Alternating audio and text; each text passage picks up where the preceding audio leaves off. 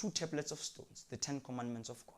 Then God says through the book of Exodus that he was supposed to build on top of the mercy seat 2 cherubims, right? Spreading or taking their wings up high, right? And then they were supposed to their wings are supposed to touch each other.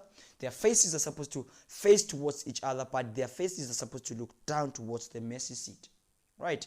And what was that for? In the book of Hebrews chapter 9 it says, and overlay it the cherubims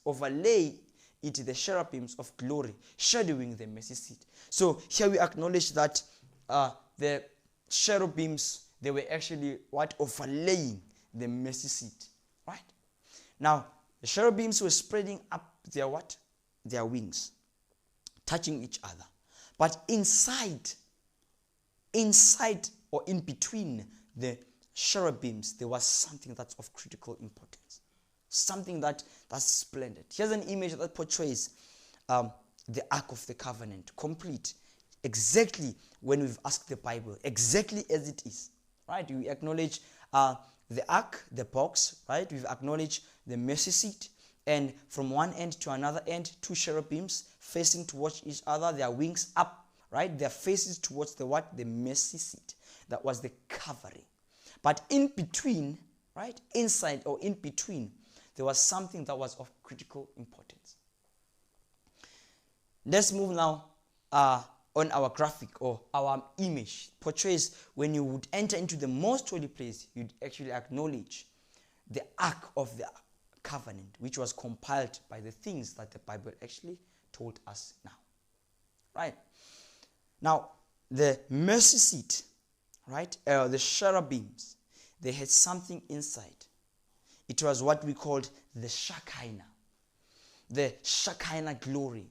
It was light out of or in between the cherubims. There was much light that came out, right? And this light, it was a powerful light that when a high priest would enter into the most holy place, there was brightness. And interestingly enough, here we acknowledge God's throne. Right? This is exactly where God dwelled. When God said, build me a sanctuary so that I may dwell amongst you, that's exactly where he lived. Right? His throne. In the book of Revelation chapter 4, it speaks about God's throne's room. Then it gives us a pure scenario on how God's throne's room is in order and in preparation. Right? Here we acknowledge that God's throne's room was on or in between the cherubims. That's exactly where God dwelled or lived amongst his children. When you'd walk into the gate towards the eastern gate, God was not there. When you would walk inside the holy place, God was not there. When you would walk inside the most holy place, God was not in any corner of the tabernacle, but he was exactly where the Shekinah glory was actually held. That was the Nawos, the inner shrine of God. Wow. Right. Now let's move into symbolism. What does all of these symbolize? What's the significance of all of this? When we gazed upon the sanctuary truth, what does it actually symbolize and indoctrinate us? Remember, we've now digested onto say, Bible, do you recognize the sanctuary? And the Bible, the old and the new, they said definitely we recognize. Right? And we asked the importance. What was the importance? And the 2 witnesses said the importance of the sanctuary was that a soul was supposed to be cleansed. Their sins through the blood, they were supposed to be forgiven. So the reason and the purpose of the sanctuary was that the soul or the children of Israel around the sanctuary, they were supposed to bring certain lambs or certain animals, livestock that can actually be nullified or able to nullify their sins, and God would accept their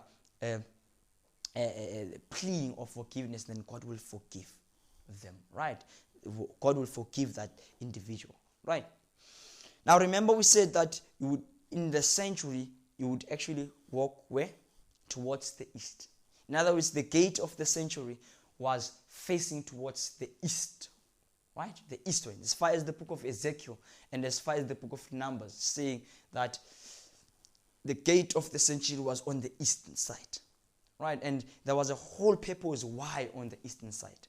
You see, the reason and the purpose of the eastern side